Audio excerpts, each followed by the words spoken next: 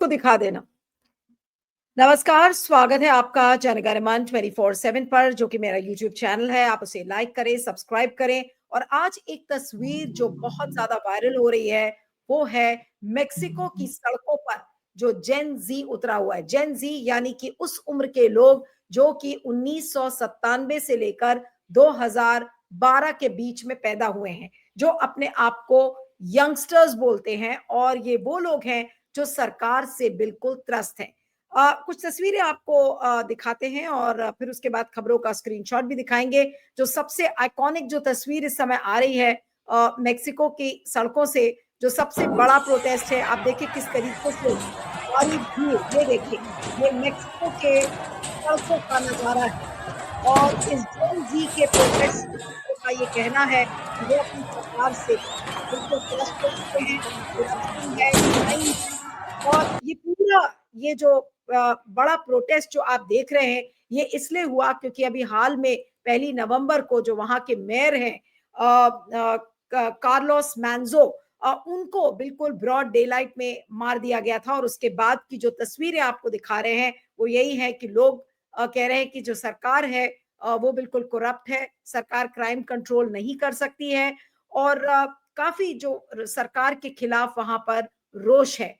और जो Mexico city के जो पब्लिक सेफ्टी सेक्रेटरी हैं पाब्लो वास्कोस, उन्होंने एक प्रेस कॉन्फ्रेंस करके बताया कि करीब 100 पुलिस ऑफिसर्स घायल हो गए हैं और 40 से ज्यादा अस्पतालों में हैं। पुलिस ऑफिसर्स की मैं बात कर रही हूँ, उसमें से कुछ 20 सिविलियंस भी वो भी घायल हुए हैं। और ये जो पूरा माजरा, जैसा मैंने आपको बताया कि ये यही है कि कुछ छोटा एक समूह था, और उन लोगों ने जो वहां पर फेंसेस लगे हुए थे नेशनल पैलेस के बाहर, उसको तोड़ा। और जो प्रेसिडेंट है क्लॉडिया शीनबॉम, उनके खिलाफ ये गुस्सा था कि क्राइम करप्शन उसको सरकार नहीं रोक पा रही है। और इसी तरीके से जो मेयर का जो जिस तरीके से मर्डर हुआ, उसको लेकर वहां पर काफी रोष जनता में था। अब आप ये देखिए कि जेन जी किस तरीके से जागरूक हो रहा है। और ये तो मेक्सिको की सड़कों का नजारा है, लेकिन आपने देखा कि पिछले ही महीने नेपाल में जेन जी ने क्या किया, उसके पहले बांग्लादेश में क्या हुआ। तो ये सारी आंख खोलने वाली चीजें हैं। जो मौजूदा सरकारें हैं, जो रूलिंग गवर्नमेंट्स हैं, उनको ये सोचना चाहिए। और हमारे देश में प्रधानमंत्री मोदी को भी इन तस्वीरों को देखकर कम से कम ये तो सोचना चाहिए कि कहीं ऐसा ना हो कि इस तरीके का प्रोटेस्ट भारत में भी हो जाए। ये वही यंगस्टर्स हैं जिनको एक आशा थी अपने सरकार से, और आज मेक्सिको की सड़कों पर आप ये नजारा देख रहे हैं। और सभी वेबसाइट्स पर इस तरीके की तस्वीरें हैं। और यही बताया जा रहा है कि जो some demonstrators in the Mexico City targeted their anger at Sheinbaum's party, chanting out Morena out. Some also called for stronger state efforts to stop crime and violence. यानी कि जो हिंसा जो भड़क रही थी और क्राइम जिसको नहीं रोक पा रही थी शीनबॉम की सरकार, उसको लेकर, और बार बार अपने बड़े बड़े स्लोगनियरिंग में उस मेयर के लिए कहा जा रहा था कि Carlos did not die, the government killed him. यानी कि सरकार ने उस मेयर की हत्या की है, वो अपने आप से नहीं मर सकता था।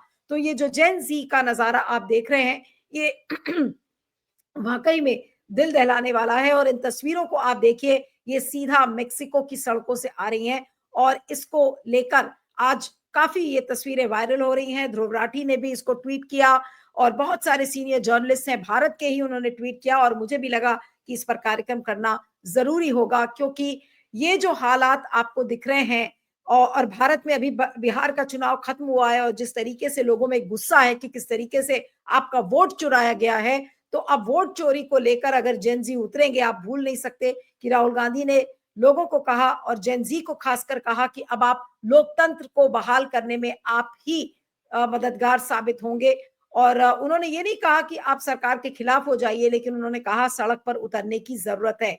तो ये जो नजारा मेक्सिको में दिख रहा है, कहीं ऐसा ना हो कि ये भारत की सड़कों पर आ जाए, क्योंकि जो जेन जी का प्रोटेस्ट है उसमें एक एनर्जी होती है, एक ऊर्जा होती है, और इन्फेक्शियस होती है ये एनर्जी। आपको मैंने सारे एग्जाम्पल्स बताए, नेपाल में हुआ, बांग्लादेश में हुआ, और अब देखिए मेक्सिको की सड़कों पर। ये देखिए उस पैलेस के सामने के विजुअल्स हैं, जिसको बैरिकेडिंग लोगों ने तोड़ी, टीयर गैस शेल्स को फायर किया गया। ये तस्वीरें वाकई में दिल दहलाने वाली हैं। और जो वहां की जो जो प्रेसिडेंट हैं मैंने जिनके बारे में आपको बताया, तो उनके लिए वाक़ई में ये एक चिंता का विषय ज़रूर हो गया है। आज इसी को लेकर हम चर्चा करेंगे कि कहीं ऐसा तो नहीं कि ये नज़ारा मोदी जी को भी देखना पड़े, और इसी पर हम बातचीत करेंगे। हमारे साथ 2 खास मेहमान हैं, अंतर्राष्ट्रीय मामलों के एक्सपर्ट और डिप्लोमैट डॉक्टर आफ़ताब कमल पाशा हमारे साथ हैं। डॉक्टर पाशा, आपका स्वागत है। और independent media analyst Siddharth Sharma हमारे साथ हैं। सिद्धार्थ, आपका भी स्वागत है। डॉक्टर पाशा से शुरू करूँगी। डॉक्टर पाशा, ये जो मेक्सिको में ये जो हालात और जो तस्वीरें हम दिखा रहे हैं, ज़ाहिर-सी बात है कि ये तस्वीरें एक दिन में तो ये स्वतः ये बिल्कुल स्वरित नहीं हुआ होगा ये पूरा मूवमेंट। आई एम श्योर ये चीज़ें चल रही होंगी जेन ज़ी के दिमाग में, और इसीलिए आज मेक्सिको की सरकार के लिए इतनी बड़ी दिक्कत खड़ी हो गई है मेक्सिको सिटी में। जी। अनम्यूट कर लीजिएगा। सर, अनम्यूट कर लीजिए। हाँ। जी, धन्यवाद नीलू जी। ये कुछ साल पहले कुछ देशों में कलर रेवोल्यूशन बोल के ईस्ट यूरोप और सेंट्रल एशिया में हुआ, जिससे जो लोग नाराज थे सड़कों पे, वो हजारों की लाखों की तादाद में उतर के अपने अपने जो गुस्सा था हुकूमतों के खिलाफ, गवर्नमेंट के खिलाफ, वो नाराजगी जो है जाहिर करते आ रहे थे और लगातार डेमोन्स्ट्रेशन होते थे। कई गवर्नमेंट्स भी इसके शिकार हो गए और चेंज भी हुआ। उसके बाद हम अरब स्प्रिंग भी देखे, टूनिशिया में, लीबिया में, इजिप्ट में, कई अरब देशों में और दूसरे देशों में भी। अब ये जेन ज़ी जो है न्यू फेनोमेनन है, जो कि 15-16 साल के लड़के लड़कियां जो मोस्टली सोशल मीडिया के इन्फ्लुएंस में है, क्योंकि ये ज्यादातर इनका इंफॉर्मेशन जो है सोशल मीडिया के जरिए और इंटरेक्शन भी सोशल मीडिया के जरिए बहुत इंटेंस होता है। और ये इतने क्लोजली फॉलो करते हैं डेवलपमेंट्स को, उनको जो है नजरअंदाज करती है गवर्नमेंट्स, और समझते हैं कि वो केपेबल हैं, काबिल हैं, जो भी समस्या करप्शन का है, क्राइम का है और पॉलिटिकल इनकॉम्पिटेंस का है, वो हैंडल कर पाएंगे। लेकिन ये काफी लोग जो है इसमें नाराज रहते हैं, इसलिए कि एक शब्द इंग्लिश में आ रहा है एक्यूमुलेटेड ग्रीवेंसेस बोल के।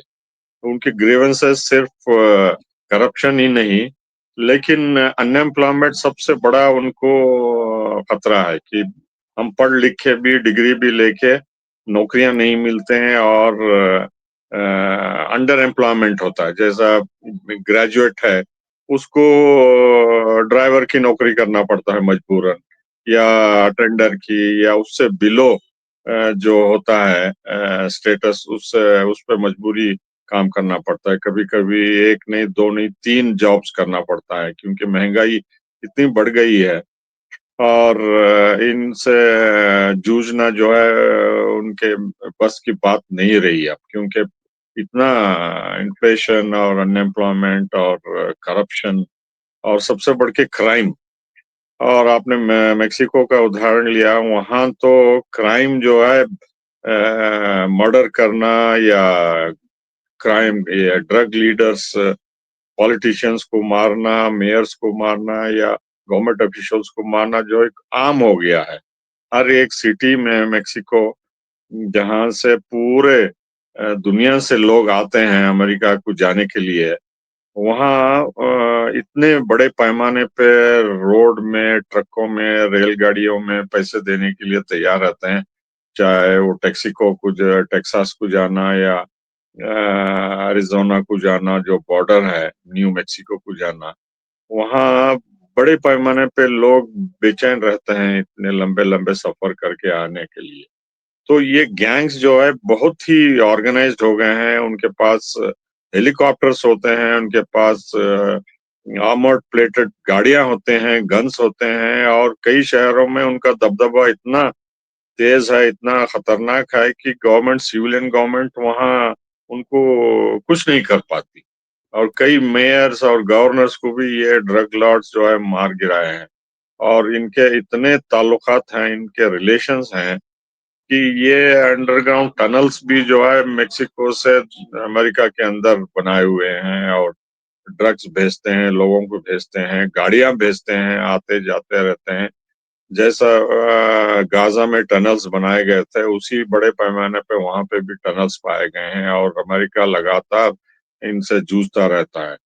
तो मेक्सिको का प्रॉब्लम ये है कि जब से ये टैरिफ का मामला अमेरिका ने शुरू किया डोनाल्ड ट्रंप के अंदर, तो वहाँ हलचल मची हुई है। वहाँ जो है प्रोडक्ट्स जो भेजते थे अमेरिका को, चाहे एग्रीकल्चर प्रोडक्ट्स हो, हर तरीके से फ्रूट्स, वेजिटेबल्स, और कार से लेके फिनिश प्रोडक्ट से लेके, मेक्सिको का मेजर पार्टनर अमेरिका है। और चूंकि वहाँ टैरिफ डालने की ये मुहिम शुरू करे हैं डोनाल्ड ट्रंप, इससे वहाँ काफी बेचैनी हुई है मेक्सिको में। और जो फ्री नॉर्थ नाफ्टा का एग्रीमेंट था, उसके ऊपर भी ट्रंप ने बहुत कुछ प्रॉब्लम्स क्रिएट करे हैं। तो ये सदर्न नेबर अमेरिका का बहुत मुश्किलों से गुजर रहा है। और लोग वहां से जो पकड़े गए हैं कैलिफोर्निया में, टेक्सास में, न्यूयॉर्क में और दूसरे शहरों में, उनको जबरदस्ती वापस भेजा जा रहा है, चाहे वो मेक्सिको को हो या दूसरे सेंट्रल अमेरिकन स्टेट्स के हो या लैटिन अमेरिकन स्टेट्स को। तो मेक्सिको मेन बर्डन इसको उठाना पड़ता है जो भेजे जा रहे हैं। और बॉर्डर नेशनल गार्ड्स जो तैनात करे हैं बॉर्डर में, टेक्सास और दूसरे स्टेट्स जो मेक्सिको से बॉर्डर करते हैं वहाँ। लेकिन फिर भी जो है ये गैंग्स पैसे लेके लोगों की मजबूरी एक्सप्लॉइट करके वहां भेजते हैं, जिसमें कई लोग मारे जाते हैं, और कई लोग अमेरिका पहुंच जाते हैं, लेकिन उनके बच्चों को छीन लिया जाता है, कहीं और भेज दिए जाते हैं, बिछड़ जाते हैं। बहुत सारे political, economic, social, cultural problems सिर्फ मेक्सिको के बॉर्डर स्टेट्स में नहीं, पूरे सिटी में, स्टेट में फैल गए हैं। और वहाँ इंस्टेबिलिटी इतनी बड़े पैमाने पे है कि लोग कहते हैं कि वहाँ आधे से ज्यादा, हालांकि विशाल देश है मेक्सिको, आधे से ज्यादा गवर्नमेंट की वहाँ पावर चलता नहीं है। वो सिर्फ गैंग्स चलाते हैं, ड्रग लॉर्ड्स चढ़ाते हैं, और पुलिस भी जो है इन गैंग से डरती है, क्योंकि उनके पास इतने हथियार होते हैं, इतने ऑर्गेनाइज्ड होते हैं, और इतने पावरफुल हैं। सिर्फ लोग ही नहीं डरते, लेकिन पुलिस भी और एडमिनिस्ट्रेशन भी डरा हुआ है। तो ये जेनजी जनरेशन जो है, ये तंग आ गए हैं कि ये इनकॉम्पिटेंस, हम कितनी बार भी प्रेसिडेंट को चेंज करें, मेयर्स को इलेक्ट करें जो प्रोग्रेसिव है, जो रिफॉर्म्स लाना चाहते हैं, क्राइम को जी, लेकिन कंट्रोल मैं करना एक चाहते सवाल हैं। और करूँगी डॉक्टर पाशा कि ये अब और कितना गंभीर हो सकता है? क्योंकि ये जो तस्वीरें हैं ये अपने आप में दिल दहलाने वाली हैं। ये और कितना गंभीर हो सकता है? क्या प्रोपोर्शन इसके और देखने को हमें मिल सकते हैं? देखिए, ये गंभीर हो सकती हैं अगर इनकी सरकारें ध्यान नहीं देते जो भी उनके डिमांड्स हैं। जैसा ये मेयर बहुत पॉपुलर थे, और उन्हीं की पॉपुलैरिटी से इलेक्शन जीते थे। तो उनकी हत्या होना जो है, ये लोगों को क्या संकेत मिलते हैं कि आप चाहे कितने भी अच्छे लीडरों को इलेक्ट करो, लेकिन वो खत्म कर दिए जाते हैं, या तो ड्रग लॉर्ड्स या गैंग लॉर्ड्स या आर्म्ड ग्रुप्स। देखिए, वहाँ कई स्टूडेंट्स को अगवा कर लिया जाता है, किडनैप कर लिया जाता है, मारा जाता है, उनको सालों साल तक पता ही नहीं चलता माँ बाप को कि कहाँ चले गए हमारे बच्चे। तो ये सिर्फ स्टूडेंट्स ही नहीं, लेकिन विमेन, औरतों को भी किडनैप करके, बच्चों को भी किडनैप करके, ये बिल्कुल, बहुत बड़ा लॉ एंड ऑर्डर प्रॉब्लम हो गया है। और बिल्कुल, इससे बिल्कुल। जो है वायलेंस और भी फैल सकती है, क्योंकि हाँ, ये सिर्फ सिग्नल है कि, और अगर जल्दी रिफॉर्म्स नहीं हुए और गवर्नमेंट कंट्रोल नहीं करती, तो ये और सड़कों पे आएंगे, और डिस्ट्रक्शन बहुत बड़े पैमाने पे होने के संकेत हैं ये। बिल्कुल। सिद्धार्थ, मैं अब आपके पास आती हूँ। आपको याद होगा कि जिस दिन नेपाल में जेन ज़ी का प्रोटेस्ट हुआ, उस दिन सबने अपने देश से इसको लिंक करना शुरू कर दिया और आज भी कुछ-कुछ वैसे ही चीज़ें हो रही हैं। जेन ज़ी का जो ये प्रोटेस्ट है मेक्सिको में, अ, और जो हमने अभी बिहार में देखा कि जिस तरीके से वोट चोरी हुई और बिल्कुल डकैती एक ओपन धांधली जो वोटों की दिख रही है, आपको लग रहा है कि ये तस्वीरें देखकर मोदी जी कोई सबक लेंगे, या भारत में क्या गारंटी है किस तरीके का प्रोटेस्ट ना हो वोट चोरी के खिलाफ? जी। देखिए, जनता का आक्रोश और ज्वालामुखी, ये दोनों चीजों के बारे में कहा जाता है कि होता होगा तो पक्का गारंटीड है कि होगा, लेकिन कब होगा इसका पूर्वानुमान लगाना मुश्किल होता है। हर ज्वालामुखी फटता ही है, लेकिन चाहे जितने वैज्ञानिक खोज करते रहें, लेकिन ज्वालामुखी फटने से 1 मिनट पहले भी कोई पूर्व सूचना नहीं देता कि मैं कल फटूंगा, वो फट जाता है। तो जनता का जो आक्रोश है वो कब कहां पर किस रूप में फटेगा ये कह नहीं सकते। और वो फट जाता है अगर व्यवस्था ठीक नहीं होती है। तो जो आपके विजुअल सभी बता रहे हैं मेक्सिको के, तो जेनजी मेक्सिको में सड़कों पर है, करीब करीब 50 शहरों में लाखों लोग सड़क पर आए हुए हैं। ये लोग जो झंडा आपको दिखा रहे हैं जिसमें कि डेंजर का जो मार्क है, ह्यूमन स्कल, मनुष्य की खोपड़ी का एक जिसमें हड्डी लगी हुई है, तो मेक्सिको में ये जो झंडा है, जो अभी आपका झंडा 1 सेकंड पहले दिखाया गया था, वो पायरेट्स के बारे में बोला जाता है, मतलब जो समुद्री लुटेरे होते हैं। तो वहां पर ये जो जेनजी सड़कों पे आया हुआ है, जेनजी का मतलब है कि 30 साल से कम के लोग, ज्यादातर इसमें 30 साल से कम के लोग हैं, मतलब युवाओं का ये आंदोलन है। ये कह रहा है कि वहां की जो सरकार है उसके खिलाफ, ये स्पेनिश में बोल रहे हैं, नार्को गवर्नमेंट मतलब सरकार ही नशेड़ी है, मतलब सरकार अपराधियों के साथ जुड़ी हुई है। हमें पता है जिस तरह से पाशा साहब ने कहा, मेक्सिको में ड्रग्स का, कार्टेल्स का, मतलब इस तरह के अपराधी तत्व बहुत सारे घूमते रहते हैं। तो अपराधी तत्व अपना काम करें अलग बात है, लेकिन सरकार से लोगों की अपेक्षा रहती है कि जनता को इन अपराधियों से सरकार बचाए। लेकिन हुआ क्या, उरुआपान नाम का एक छोटा सा शहर है मेक्सिको में, वहां के मेयर की हत्या हो गई 1 नवंबर को। और वो मेयर जो था वो अपराध कम कर रहा था। तो जो मेयर जनता के हित का काम कर रहा था, अपराध को घटा रहा था, उसको दिन दहाड़े जैसे आपने कहा मार दिया। तो लोगों के अंदर रोष आ गया। अब 50 शहरों में लाखों लोग सड़कों पे आ गए हैं, और उनका जो मांग है वो मांग है कि आपकी जो सरकार है वहां पर, मेक्सिको की जो केंद्र सरकार है, वो खुद नार्को गवर्नमेंट है, मतलब नशेड़ी सरकार है। क्योंकि होता यह है कि दुनिया में कोई भी सरकार हो, वो चाहे राजशाही हो, चाहे तानाशाही हो, चाहे लोकतंत्र हो, छोड़िए ना, हमारा मेरा परिवार भी क्यों नहीं हो, मुखिया का सबसे पहला काम होता है अपने घर के सभी सदस्यों को सुरक्षा देना, अपराध किसी के ऊपर ना हो ये ध्यान में रखना। और बाकी जो ये लोग गलतफहमी में लोग रहते हैं कि आप चुनाव जीत गए तो चुनाव जीतने का कोई मायने नहीं रहता। ये जिस सरकार के खिलाफ ये जेनजी सड़क पे उतरे हुए हैं ना, ये सरकार आज से सिर्फ 1 साल पहले 60% वोट लेके चुनाव जीती थी। 500 सीटों के मेक्सिको के पार्लियामेंट में इस सरकार के पास 372 है, मतलब वहां का 400 पार इनको आ चुका है। मतलब पिछले 1 साल पहले यही लोग इसी सरकार को पूर्ण बहुमत से, थंपिंग मेजोरिटी से, प्रचंड बहुमत से इन्होंने जिताया था। 1 साल के अंदर उसी सरकार के खिलाफ सड़क पे आ गए हैं। इसलिए कोई ये समझे कि मुझे वोट मिल गया है इसलिए 5 साल के लिए मैं कुछ भी कर सकता हूं, मुझे लाइसेंस है, इस गलतफहमी में कोई भी रहेगा, कोई भी दुनिया की सरकारें रहेंगी तो वो गलतफहमी में रहेंगी। ये जनता का ज्वालामुखी होता है। 1 साल पहले क्या होगा, 1 साल के बाद क्या होगा, इसी तरह हमने बांग्लादेश में भी देखा। शेख हसीना, जनवरी में चुनाव होते हैं, शेख हसीना जीत के आती हैं, और अगस्त में उसी शेख हसीना को उसी बांग्लादेश के लोग शायद देश से बाहर भगा देते हैं। तो ये जो सरकारों का ये गलतफहमी रहती है कि मैं चुनाव जीता हुआ हूं, इसीलिए अगले 5 साल तक जनता सो जाएगी, जनता को कोई लेना देना नहीं है, मैं जो भी करूंगा सब जनता बर्दाश्त करेगी, ये गलतफहमी है। क्योंकि मेक्सिको में ये जो घटना घटी है, कि मेक्सिको में, मैं अभी आपका कार्यक्रम चल रहा था तो डाटा देख रहा था, मेक्सिको में 2005 में 1,000 लोगों के ऊपर 15 अपराध होते थे। आज अचानक 2025 में, मतलब 10 साल, 15 साल के अंदर वो 1,000 लोगों पर 23 अपराध हो रहे हैं, मतलब ज्यादा लोग मर रहे हैं, मतलब अपराध बढ़ रहा है। उदाहरण के लिए भारत में भी आप देखिए तो 1,000 लोगों पर आज 2010 में 33 अपराध होते थे, आज 44 अपराध हो रहे हैं, मतलब भारत में भी अपराध दर बढ़ रहा है। तो होता यह है कि जनता का ये मानना होता है कि भारत में, देखिए भारत का अगर डेटा, इसको भारत के साथ कंपेयर कीजिए तो भारत में पिछले साल 2023 में 60 लाख कुल मिला के अपराध हुए थे, एनसीआरबी का डेटा बताता है।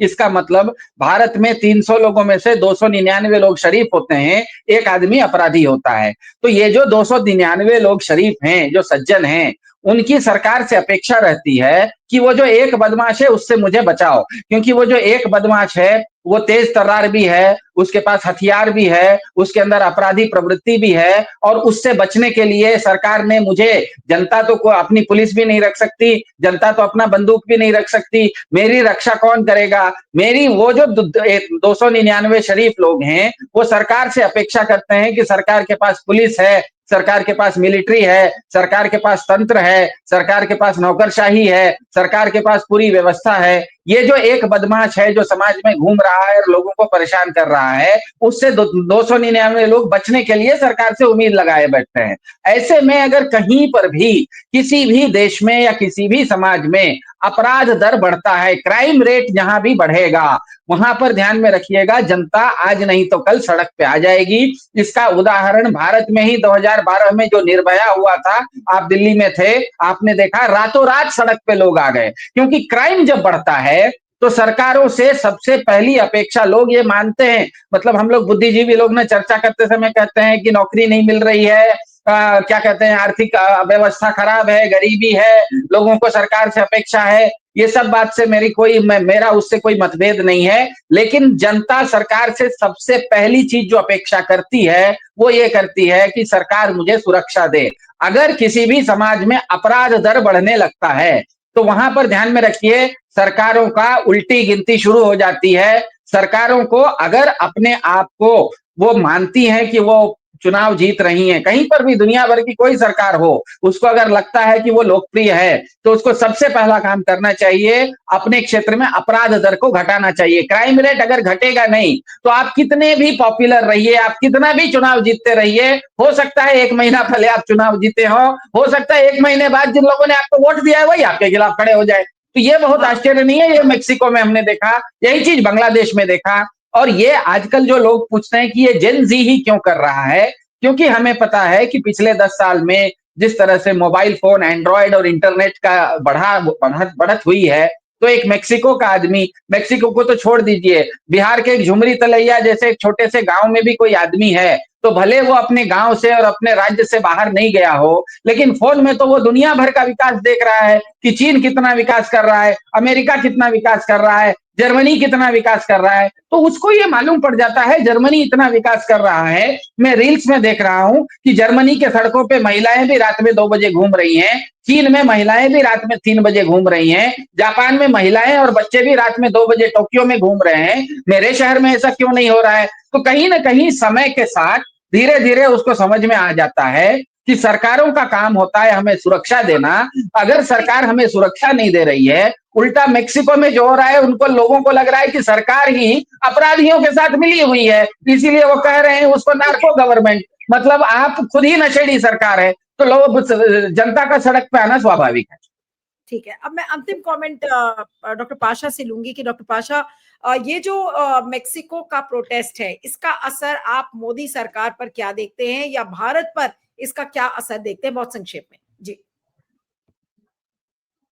जी, हमें भी चौकन्ना रहना चाहिए, क्योंकि भारत इतना विशाल देश है।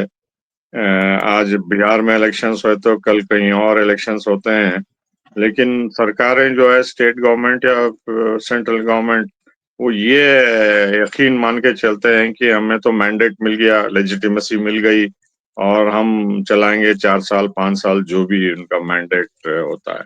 तो ये जो है गलत फहमी बहुत खतरनाक हो सकती है, महंगी हो सकती है, क्योंकि आजकल सोशल मीडिया हजारों के लाखों को लोगों को मोबिलाइज कर सकता है।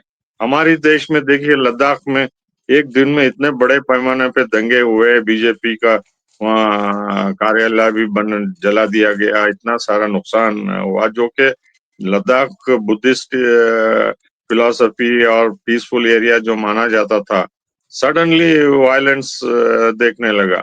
तो इस तरीके से ये गुमराह रहना लीडर और पार्टियों को तोड़ मोड़ के जो मैंडेट होता है, जैसा महाराष्ट्र में, मध्य प्रदेश में बहुत सारे जगह कराते हैं, लोग इसको बारीकी से देख रहे हैं। तो ये कहीं भी कभी भी एक चिंगारी से जो है भड़क सकता है, और अनएम्प्लॉयमेंट भारत में इतना बड़े पैमाने पे है, हालांकि गवर्नमेंट क्लेम करती है कि इकोनॉमी इतने ट्रिलियन की बड़ी हो रही है, एक्सपैंड हो रही है, लेकिन आप अगर एडवर्टाइजमेंट देखें, एक पियोन के पोस्ट के लिए भी जो है ग्रेजुएट्स और दूसरे अच्छे पढ़े लिखे लोग गवर्नमेंट की नौकरी चाहते हैं।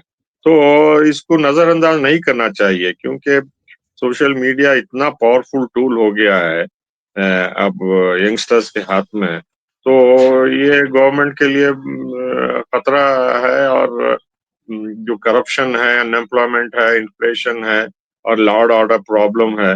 देखिए, लॉ एंड ऑर्डर प्रॉब्लम सिर्फ बॉम्ब ब्लास्ट से नहीं होता, क्योंकि ये टिप ऑफ द आइसबर्ग है, जो एक्चुअल रियलिटी में जो एक्सप्लोड होता है। लेकिन जो गुस्सा लोगों का है, हजारों की तादाद में जो है, वो अपने सर्कल में अपना व्यूज शेयर करते हैं, व्हाट्सएप पे हो या जो भी सोशल मीडिया के जरिए है। तो मॉनिटर करना, उनको गवर्नमेंट से डर रहना, ये भी बड़ा खतरा हो गया कि अब गवर्नमेंट भी हमको मॉनिटर कर रही है, हम क्या वीडियो भेज रहे हैं, क्या उनके लॉस कानून है वगैरह वगैरह बोल के। बट रियल प्रॉब्लम जो करप्शन है, जो लोग बैंकों से हजारों के करोड़ों के रुपए लेके भाग जाते हैं, और अदानी अंबानी ऐसे लोगों को करोड़ों के रुपए बैंक से देते हैं और वो वापस नहीं करते, और उन पे केस सालों साल चलते रहते हैं। और लोग जो है बैंक लोन छोटे मकान के लिए या रिपेयरिंग करने के लिए या स्टार्टअप स्टार्ट करने के लिए, उनके लिए भाग दौड़ इतनी करनी पड़ती है, पिलर टू पोस्ट, मुश्किल हो रहा है और सस्टेन भी करना मुश्किल है। तो इकोनॉमिक केक जो है श्रिंक हो रहा है, पॉपुलेशन बढ़ रही है। इस लिहाज से जो है लोग एक्सपेक्ट करते हैं कि गवर्नेंस जो है, जो सरकारें हैं, उनको अच्छी तरह सोच समझ के करें। जैसा अब मैं बैंगलोर से बोल रहा हूँ, यहाँ जो है औरतों के लिए बस में जाना आना फ्री है। इतना बड़ा रिलीफ मिलता है उनको, क्योंकि हर दिन कम से कम 200 रुपए खर्च करना पड़ता है, चाहे वो घर के काम करने वाले हो, टीचर हो या दूसरे हो वगैरह। उनको छोटा बहुत ये प्राइस की तरह उनको हर दिन फ्री जाना उनको अच्छा लगता है। या जो पेंशन है 1000 रुपए 2000 जो भी है, उसे गुजारा हो जाता है। लेकिन कुछ सरकारें सोचती भी नहीं कि ये छोटी-छोटी, वो समझते हैं कि ये बेकार है, लोगों को देना बोल के ये करते हैं। तो ये वेलफेयर स्कीम जो है कम होते जा रही हैं। खाली नाम के ये स्कीम्स हर दिन इनॉग्रेट करके बताया जाता है, लेकिन जो डिलीवरी है, जैसा वर्ल्ड बैंक से वीडियोस आ गए हैं कि पैसे लेके जो है 10,000 रुपए एक वोटर को बिहार में दिए गए थे, फ्री टिकट ट्रेन में बिठा के ले जाया गया था। कहाँ तक सच है झूठ है पता नहीं, लेकिन ये वायरल वीडियो हो रहे हैं कि ऐसा अभी देख के जो है वोट चोरी का इल्जाम कुछ पार्टियां लगा रहे हैं। तो वीडियोस भी इसमें आने लगे हैं। तो इस लिहाज से करप्शन जो है कुछ लोगों को मैनिपुलेट करके ये भड़का सकते हैं। ये आग बहुत जल्दी फैल सकती है जनरेशन जी से। जी। चलिए, आप दोनों का बहुत-बहुत शुक्रिया, doctor Pasha, Siddharth, thank you so much for joining.